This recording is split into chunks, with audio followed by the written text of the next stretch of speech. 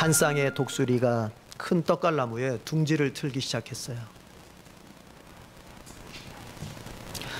그런데 그때 그 독수리들을 보고 있던 두더지가 그 독수리들에게 일러줬어요. 지금 그 나무의 뿌리 부분은 썩어가고 있으니까 거기다가 둥지를 지으면 안 된다고, 위험하다고 충고해 줬어요. 그런데 이 독수리들은 하찮은 두더지 따위가 뭘 알겠느냐 하면서 두더지의 말을 무시해버리고 서둘러서 보금자리를 만들었습니다. 드디어 둥지가 완성이 됐습니다. 그리고 암컷은 알까지 낳았어요. 그런데 어느 날 수컷 독수리가 먹이를 구해서 그 둥지로 날아오는데 아주 참혹한 광경을 보게 돼요. 그 우람하고 컸던 떡갈나무가 쓰러져서 암컷과 새끼들이 그 떡갈나무 가지에 짓눌려서 처참하게 죽어 있었던 것입니다. 수컷은 그때서야 후회했지만 이미 때는 늦었지요. 그 슬퍼하는 수컷 독수리를 보면서 두더지가 이런 말을 합니다. 만약 당신이 내 말을 무시하지 않았더라면 그런 재앙을 당하지는 않았을 것입니다. 나는 나무의 뿌리를 가장 잘 알고 있거든요. 왜냐하면 내 집은 땅 속에 있으니까요. 좀 뭔가 느껴지십니까? 우리가 이 현실만을 행복하게 사는 데에 있어서 예수님이 꼭 필요할까요? 이 현실을 행복하게 사는 데에 꼭 예수님이 필요한 겁니까? 제가 볼 땐 반드시 그런 것만은 아닌 것 같습니다. 우리가 현실을 살아갈 때 좋은 기분을 느낄 수 있고 행복감을 누리는 데에는 꼭 예수님이 아니어도 다른 방법들이 참 많습니다. 예를 들어서 인간관계가 있습니다. 내가 좀 외로워지고 힘들어지면 다른 사람을 만나서 차도 마시고 얘기하면 기분 좋아집니다. 또 인생의 문제가 있을 때 그것을 조언해 줄 수 있는 사람을 찾아가서 그로부터 지혜를 구한다면 그것도 참 행복한 일입니다. 인간관계가 있습니다. 아울러 취미생활도 있죠. 남자들 같으면 운동을 하면 활력이 넘치면서 기분이 좋아진다 그래요. 저도 해보니까 그렇더라고요. 여자분들 중에서는 이런 분도 있잖아요. 홈쇼핑 채널만 켜면은 마치 천국에 온 것처럼 행복해하는 사람들 있잖아요. 그런 얘기를 들어요, 제가. 여러분, 감정이 흐트러지면 좋은 음악을 들으면서 명상을 하면 위안이 됩니다. 한번 사용해 보십시오. 어떤 사람들은 컴퓨터 게임을 하면서 SNS를 하면서 스트레스를 날려버린다고도 해요. 취미생활이 있어요. 또 우리의 행복을 위해서 봉사활동도 있습니다. 나보다 못한 사람들을 내가 위해서 봉사해 주면 왜 이렇게 마음이 흐뭇해집니까? 기분 좋아집니다. 그래서 봉사하는 사람들 꽤 많아요. 인문학 독서도 있죠. 인문 고전을 읽은 사람들 가운데서는 이렇게 말하는 사람들 잘 많아요. 그 속에서 삶의 지혜를 배웠습니다. 마음을 다스리는 법을 배웠습니다. 행복을 이루는 것을 배웠습니다. 이런 얘기해요. 맞아요. 이처럼 현실에서 내 기분을 좋게 하거나 행복감을 느끼게 하는 데에 예수 신앙이 아니더라도 사용할 수 있는 방법은 도처에 널려 있습니다. 여러분, 심지어 다른 종교 활동도 행복에 도움이 됩니다. 그래서 교회가 예수, 행복의 시작이라는 말을 자주 사용하는데 과연 이 말이 세상 사람들에게는 제대로 들릴 수 있겠는지 고려해 봐야 돼요. 예수, 행복의 시작이라는 말이 내가 볼 때는 세상 사람들에게는 제대로 된 의미로 통하기가 어렵다고 봐요. 왜냐하면 이 말을 듣게 된 세상 사람들은 분명히 예수님을 행복감을 주는 여러 방법들 중에 하나로 생각하기가 쉽기 때문에 그렇습니다. 다시 말하면 그 사람들에게 있어서, 세상 사람들에게 있어서, 결과적으로 그들에게 있어서 예수님은 있어도 그만, 없어도 그만인 존재가 되는 거예요. 그래서 예수, 행복의 시작이라는 말을 교회가 자주 사용하는데 그거 조심해서 뜻이 제대로 통할 수 있도록 사용해야 돼요. 예수 신앙을 당장의 현실에 써먹기 위해서만 찾는 사람은 당장 현실적 문제가 있는 경우에는 해답을 찾은 것처럼 느껴집니다. 그러나 신앙생활하면서 인생의 현실에 큰 문제가 없어 보일 때는 대부분의 경우가 그렇죠. 예수 신앙이라고 하는 것이 절실하지도 않을 뿐더러 오히려 자신에게 부담스럽고 거추장스러운 짐으로 느껴지게 될 것입니다. 그런 사람에게 예수님께 푹 빠져서 사는 사람들, 그런 사람들이 볼 때에 예수님께 푹 빠져서 예배 생활하고 교회 생활하며 자기의 시간과 물질을 써가면서 헌신하는 사람들은 이해가 안 되는 별종들이죠. 때로는 그런 사람들이 바보같이 보이고 마치 신앙생활, 교회생활 외에는 인생의 다른 즐거움이라고 하는 것은 전혀 모르는 것 같은 그런 불쌍한 사람들로 보이게 될 것입니다. 왜 그럴까요?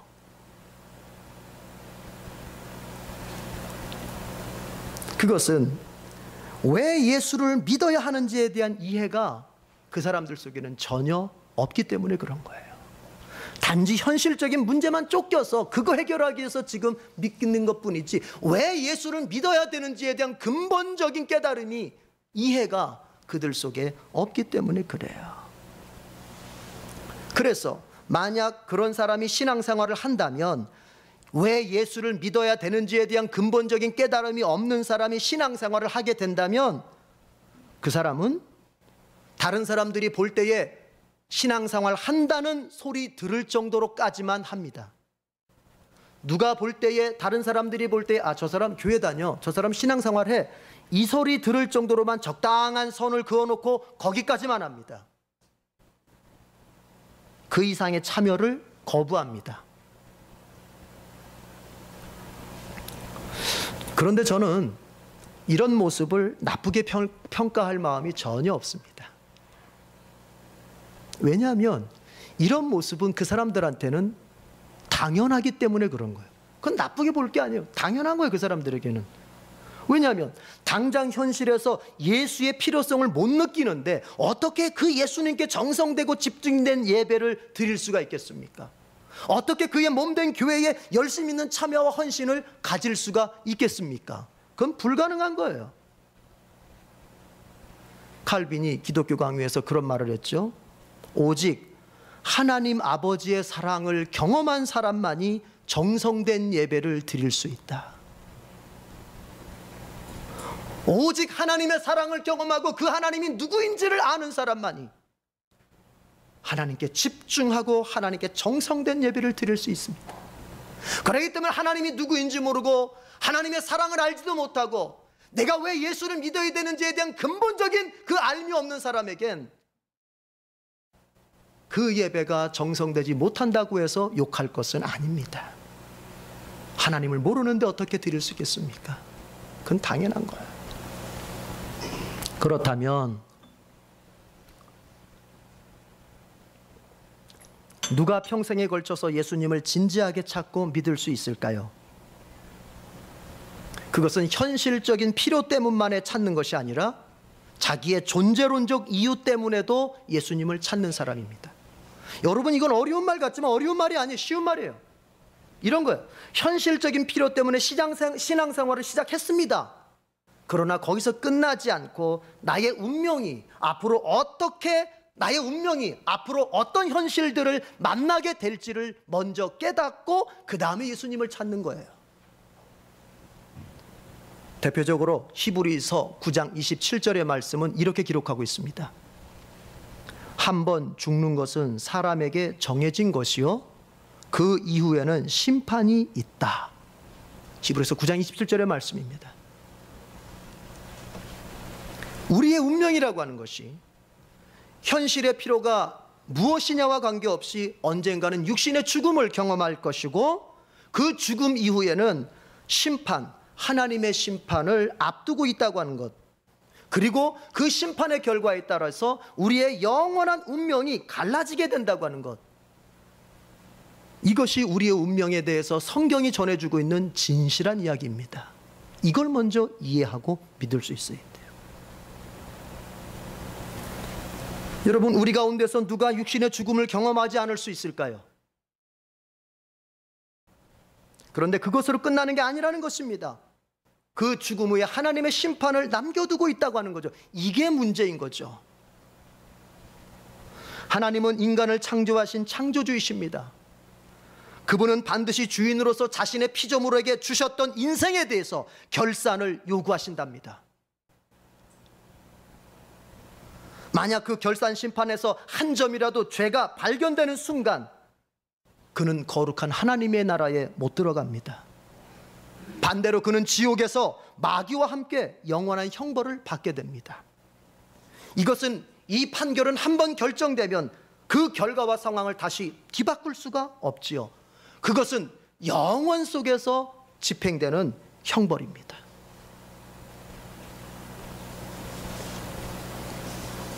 오늘 본문이 속해 있는 에베소서 2장 3절을 한번 읽어보겠습니다. 에베소서 2장 3절 읽어보겠습니다. 다 같이 시작. 전에는 우리도 다 그 가운데서 우리의 육체의 욕심을 따라 지내며 육체와 마음에 원하는 것을 하여 다른 이들과 같이 본질상 진노의 자녀이들. 바울이 말합니다. 우리도 원래 본질상 진노의 자녀였다. 우리도 다른 이들과 같이 본질상 진노의 자녀였다. 여러분, 진노의 자녀, 여기 본질상이라는 말은 태어나면서부터라는 말이요, 여기 진노라고 하는 것은 하나님의 심판을 의미하는 것입니다. 즉 우리는 태어나면서부터 하나님의 심판의 대상인 것입니다.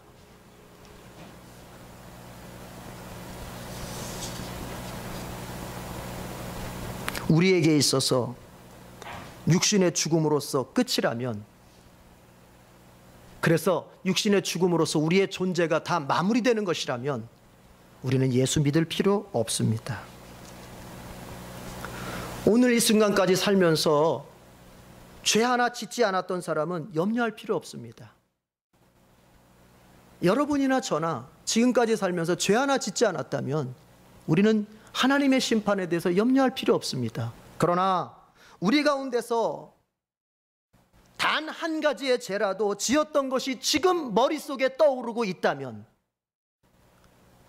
바로 그 사람이 육신의 죽음과 이 진노의 심판의 대상이며 더 나아가 영원한 형벌의 대상이라는 것을 기억해야 됩니다. 그런데 이 형벌에서 예외가 되는 사람이 있습니다. 이 심판의 형벌에서 예외가 되는 사람이 있어요. 바로 그 사람이 그리스도인이에요. 여러분, 우리 그리스도인 역시도 육체의 죽음을 경험하죠. 그리고 똑같이 하나님의 심판대 앞에 섭니다. 그리고 만약 그 심판대 앞에서 죄인이라고 판정이 되면 우리 역시도 영원한 형벌을 받을 수밖에 없습니다. 그러나 그리스도인은 그 심판에서 구원받습니다. 오늘 우리가 읽었던 성경 앞부분 에베소서 2장 1절에서 10절까지에서는 바로 그 심판의 대상인 그리스도인이 어떻게 그 심판에서 열애가 되는지를 잘 말해주고 있는 부분이에요. 그리스도인 역시도 똑같이 저 세상 사람들하고 똑같이 죄인인데, 그래서 하나님의 심판대 앞에 역시 똑같이 서는데 도대체 그들은 무엇이 달라서 하나님의 그 영벌의 심판에서 벗어나는 것일까? 그 이유를 설명해 주고 있는 것이지요. 대표적으로 우리 3절 읽었는데 8절, 12절, 13절을 읽어보겠습니다. 다 같이 8절 먼저 읽죠. 시작. 너희는 그 은혜에 의하여 믿음으로 말미암아 구원을 받았으니 이것은 너희에게서 난 것이 아니요 하나님의 선물이라. 12절 13절 시작. 그때 너희는 그리스도 밖에 있었고 이스라엘 나라 밖의 사람이라. 약속의 언약들에 대하여는 외인이요 세상에서 소망이 없고 하나님도 없는 자이더니 이제는 전에 멀리 있던 너희가 그리스도 예수 안에서 그리스도의 피로 가까워졌느니라. 아멘. 여기서 강조하는 것은 그리스도의 피입니다. 이런 얘기입니다. 이 본문은 지금 너희는 원래 하나님 나라 밖에 있었다는 것입니다. 하나님의 심판을 받아서 영벌 속에 처해질 그런 운명의 사람들이었다는 것입니다. 그러나 이제 너희가 그리스도 안에서 그리스도와 함께 그리스도의 피로 하나님께 가까워졌다는 얘기예요. 13절 마지막 부분 그리스도 예수 안에서 그리스도의 피로 가까워졌다고 하는 것은, 너희가 그리스도의 피로 가까워졌다고 하는 것은 누구와 가까워졌다는 얘기입니까? 하나님과 가까워졌다는 얘기요. 하나님의 자녀가 되었다는 얘기요. 구원을 받았다는 얘기입니다. 여러분, 우리도 똑같은 죄인입니다. 세상 사람들하고. 그런데 우리가 그 진노의 심판에서 죄가 되고 구원을 얻는 이유는 에베소서 2장 전체를 읽어보면 하나님의 큰 사랑 때문이라고 말합니다. 그리고 그 하나님의 큰 사랑이 실제에서 표현된 예수님의 속죄 은혜 때문에 우리가 그 심판에서 구원받고 심판에서 죄가 된다는 거예요.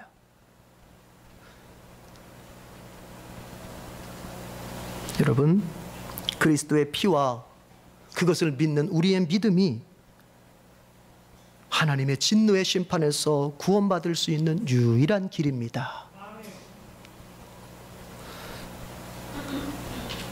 우리가 바로 이걸 먼저 생각해야 돼요. 우리가 예수님을 믿는 근본적인 이유는 지금 우리의 현실적 필요를 넘어서서 우리의 운명이라고 하는 것이 이런 과정을 앞에 남겨두고 있기 때문인 거예요. 육체가 죽음으로써 내 모든 존재가 끝내거나 삶이 이 현실뿐이라면 나라도 저라도 예수 믿지 않고 내 욕망대로 살 것입니다. 그러나 우리에겐 영원한 운명을 가르는 하나님의 심판이 남아 있습니다. 사랑하는 성도 여러분, 이제 예수님이 죄인인 우리에게 얼마나 필요한 분이신지 깨달아지고 믿어지십니까? 예수 믿는 근본적인 원인에 대해서 이제 깨달아지십니까?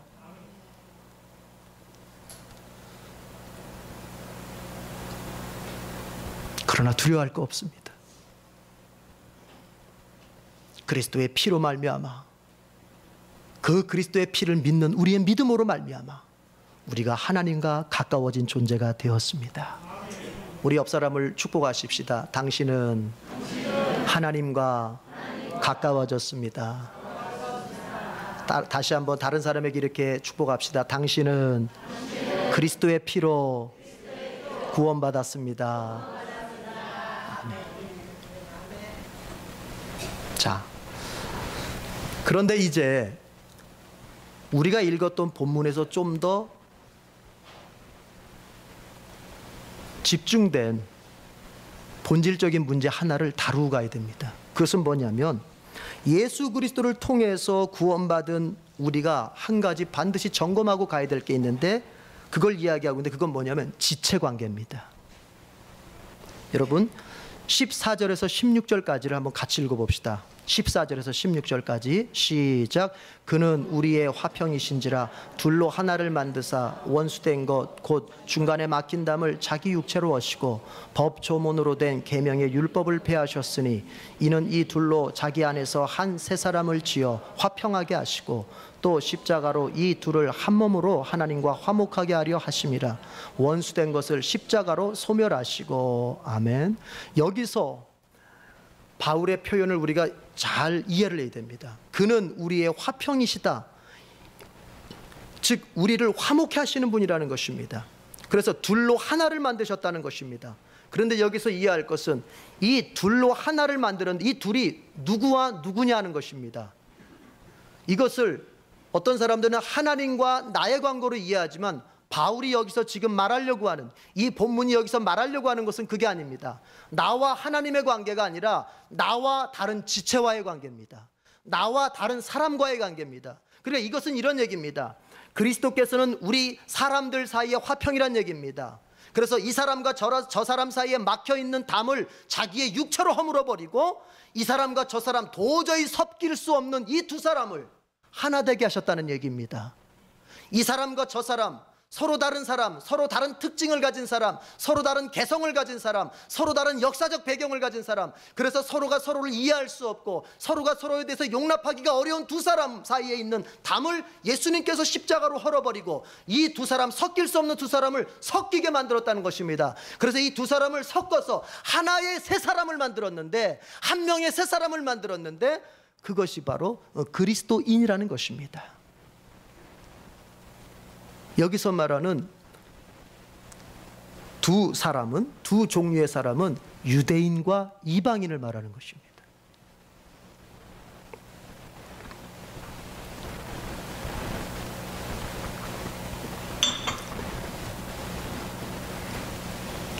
이 에베소서는 최근 신약학자들의 연구 결과에 의하자면 이 에베소서는 원래 에베소서 교회만 보라고 쓰여진 서신이 아닐 것이다, 이렇게 얘기합니다. 왜냐하면 중요한 사본들에는 에베소에 있는이라는 1장의 1절 부분에 나오는 에베소서에 있는이라는 말이 빠져 있어요. 중요한 사본에는.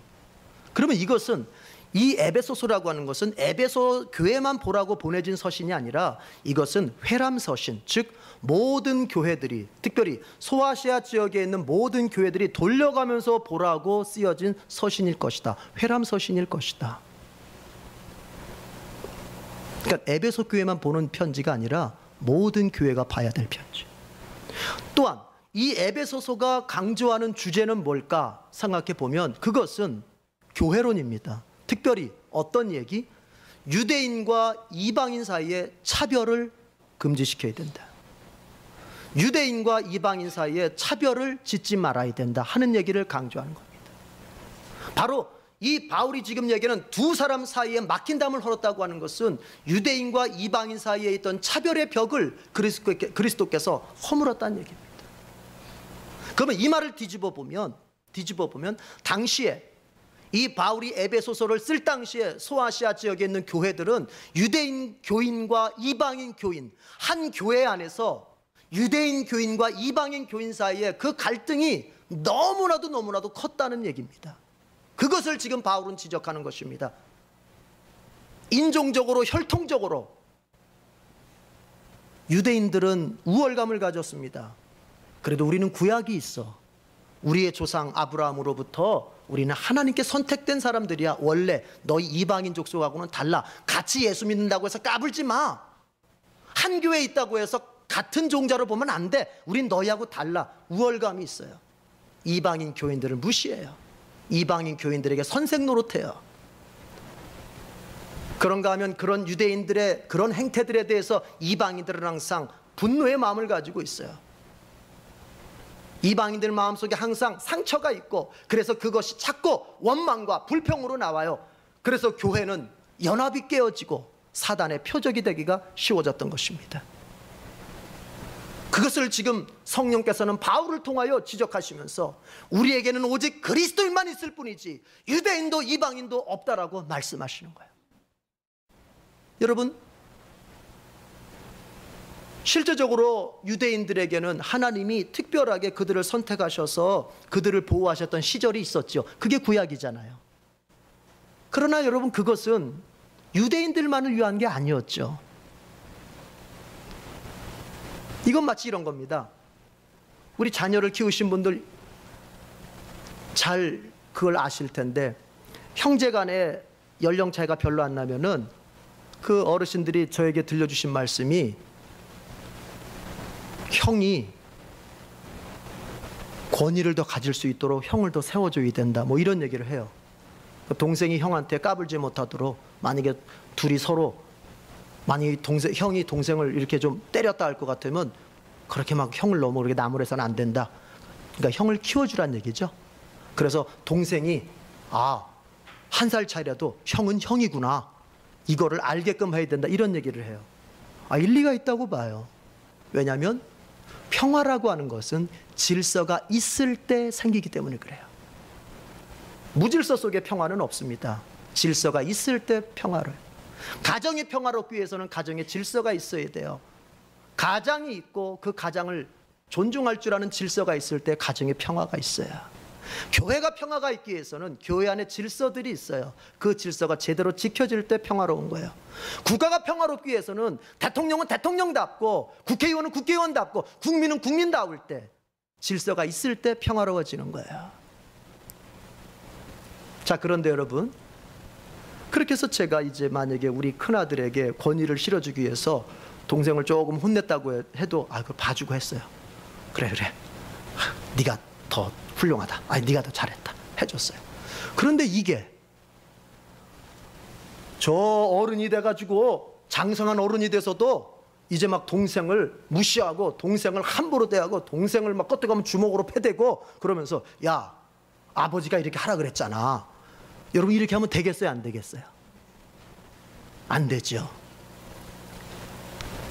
어려서부터 형을 뭔가 좀 편애하듯이 보일 정도로 형을 그렇게 했던 것은 그 아버지의 큰 뜻을 이루기 위한 임시적 방법이었어요. 그 가정을 질서 있게 만들고 두 형제가 오히려 질서 속에서 평화롭게 살게 하려고 했던 아버지의 큰 뜻을 위한, 따라합시다, 임시적 조치. 임시적 조치였어요. 그런데 이 큰아들이 그걸 임시적 조치였다는 걸 알지 못한 때, 아버지의 큰 뜻을 이해하지 못하고 임시적 조치라는 걸 이해하지 못한 채 평생 그냥 동생을 구박하고 짓누르고 두들겨 패고 그러면 되겠습니까? 마치 유대인과 이방인의 관계는 그런 관계라고 볼 수 있는 거예요. 하나님께서 이 땅의 구속의 역사, 그리스도께서 이 땅에 오시기 전까지 구속의 역사를 보존하셔야 되는데, 그 구속의 역사를 보존하시기 위해서 유대인들을 특별히 선택해서 그들의 역사 속에서 구속의 역사를 보존하셨어요. 그러나 그것은 하나님께서 이 땅에 그리스도를 보내서 구원하기 전까지의 임시적 조치라고 하는 거예요. 그것은 이방민족을 계속해서 짓누르고 이방민족을 무시하고 이방민족을 밟으라고 하시는 하나님의 뜻이 아니라 오히려 이방민족까지 구원케 하시려는 하나님의 큰 뜻 안에 있는 임시적 조치였단 말이에요. 유대인들은 이것을 이해하지 못한 거죠. 지금도 이해하지 못하고, 그래서 자꾸 팔레스타인에서 싸우는 거예요, 이방민족하고.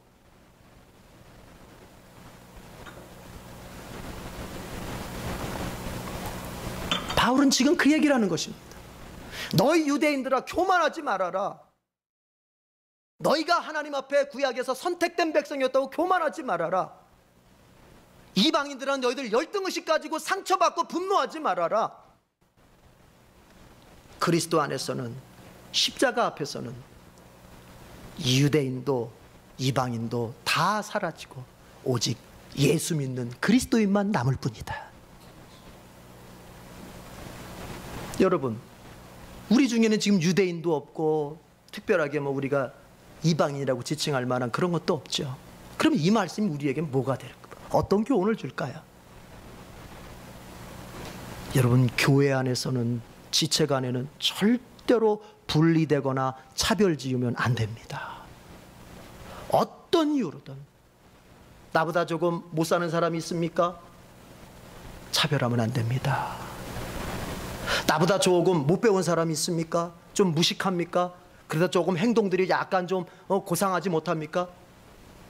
무시하고 차별하면 안 됩니다.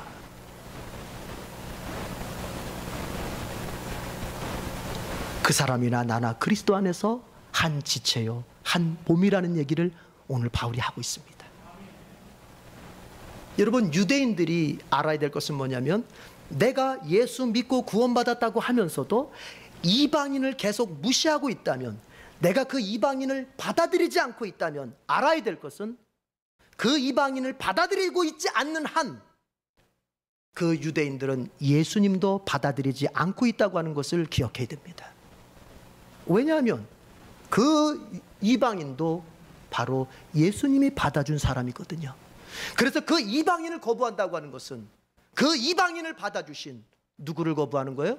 예수님도 거부하고. 그 얘기는 뭐냐면 내가 누군가를 사랑하지 않는 것이 단순한 죄, 작은 죄가 아닙니다. 우리는 이렇게 생각합니다. 하나님과 나 사이의 관계만 좋으면 되지, 무슨 지체와의 관계, 교회와의 어떤 관계가 뭐가 중요하냐. 그래서 교회 생활에 대해서는 일정한 선을 긋고 교회 생활에 대해서 더 안으로 더 깊게 들어가려고 하지 않습니다. 이렇게 말하는 사람들이 있어. 나는 예수는 좋은데 교회 다니는 사람들은 싫어. 여러분, 그 사람은 절대로 예수 믿을 수 없습니다. 그가 만약에 예수를 받아들인다면 예수가 받아준 그 사람들도 받아줄 수 있어야 하는 것입니다. 이것이 오늘 에베소서가 우리에게 가르쳐주고 있는 얘기입니다. 예수님은 좋아하지만 예수 믿는 그 누군가는 싫어한다, 미워한다, 무시한다, 외면한다. 이것은 있을 수가 없다는 얘기입니다. 성령과 교회 안에서.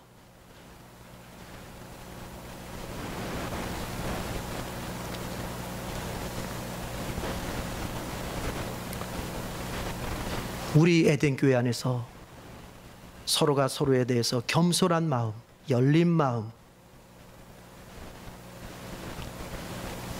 연합되는 마음을 가지고 지체들과 교제할 수 있어야 되겠습니다. 여러분, 하나님과 나 사이의 관계가 견고히 선다고 하는 것은 그것을 착각하면 안 됩니다. 다른 지체들과 견고히 선다는 거하고 같이 간다는 걸 아셔야 돼요. 출애굽기 17장에서 출애굽한 이스라엘이 아말렉의 공격을 받습니다. 그 아말렉에 의해서 죽임당한 사람들, 그 사람들은 어떤 사람들이냐면 원래 이스라엘 공동체 대열에서 낙오한 사람들, 이탈한 사람들입니다. 즉 주님의 공동체에서 멀리 떨어져 있으면 그 사람은 사단의 표적이 되기가 쉽습니다. 여러분, 우리가 연합할 수 없으면 우리의 신앙은 당할 수밖에 없습니다. 그러나 내가 약하고 내가 부족해도 내가 지체들 속에서 같이 생활하고 지체들과 함께 기도하고 지체들의 섬김을 받고 나도 지체들에게 섬김을 베풀면서 연합하면 나는 약하지만 내가 승리할 수 있는 믿음의 권세자가 될 수 있습니다. 교회생활 안으로 더 깊게 들어가십시오. 그런 의미에서 여러분 구역 모임 속으로 더 깊게 들어가십시오. 지난주 우리 구역장들하고 구역 모임에 대해서 이런 얘기 저런 얘기를 했습니다. 기도회 때 우리 구역 모임이 참 여러 가지로 힘겹구나 하는 얘기를 뭐 평소에도 제가 하고 있었지만 더 하게 되었습니다. 여러분, 그래서 제가 그나마 지금 우리가 어떤 환경을 쫙 바꾸기에는 쉽지 않은 상황이니까 그나마 이거라도 이 상황에서 어떻게 좀 더 타개해 볼까 해서 이제부터는 다음 주에 하게 될 설교 본문을 가지고 미리 한 주 전에 미리 구역 그 성경 공부 교재를 만들어서 그 전주에 여러분에게 나눠주게 될 겁니다. 구역장들은 그러니까 다음 주에 이제 우리가 설교 듣게 될 본문으로 미리 성경 공부 교재를 만들어서 구역장들은 오늘 교육받고 이제 다음 주에 지체들하고 같이 구역 식구들과 같이 나누게 될 겁니다. 여러분, 이건 뭘까요? 어찌하든지 그리스도인은 하나님과 연합하는 마음으로 지체들과 연합해 있어야 돼요. 갈라진 마음을 가지면 그 사람은 반드시 사단의 표적이 되어서 시험에 들고 그 신앙과 인생이 고꾸라치게 돼 있는 것입니다. 자꾸 다른 사람이 마음에 안 듭니까? 여러분, 그건 유대인의 마음이에요. 내 마음이 높아져 있는 거예요. 이렇게 생각하는 사람도 있을 수 있습니다. 아, 난 저 사람들이 도대체가 나는 이해가 안 되고 난 저 사람들이 참 싫다. 난 저 사람들이 이러이러한 단점들이 너무 싫다. 이렇게 생각할 수 있습니다. 그러나 가만히 생각해 보시면요, 나는 그 사람들보다 더 많은 단점을 보였는데 그 사람들이 나를 참아주고 있는 거예요. 제가 결혼 생활하면서 크게 느꼈던 게 그거였어요. 저는 여태까지 제가 우리 집사람을 내가 봐준 줄 알았어요. 참 좋은 남편 만나가지고 참 호강하고 있다. 아무리 잘못해도 그냥 봐주는 남편 만나서 참 행복해하고 있. 그러나 제가 기도하는 중에 깨달았어요. 제가 우리 집사람보다 더 큰 잘못을 하고 있고 우리 집사람은 그것을 다 알면서도 눈 감아주고 있는 것을 알게 되었어요. 그리고 울면서 얘기했어요. 아, 그렇구나. 여러분, 마찬가지입니다. 내가 볼 때 다른 사람, 교회 지체 다른 사람들의 모습이 참 마음에 안 듭니까? 여러분, 나는 더 많아요. 그런데 그 사람들이 나를 지금 참아주고 있기 때문에 내가 여기 있는 거예요. 여러분도 이럴 수도 있습니다. 아, 누군가가 나를 미워하는 것 같아. 이럴 수 있습니다. 근데 그 마음을 좀 더 깊게 들어가 볼까요? 깊게 들어가 보면 그 얘기는 정확하게 뭐냐면은 그 사람이 나를 미워하는 것 같아가 아니라 사실은 내가 그 사람을 미워하고 있는 거예요.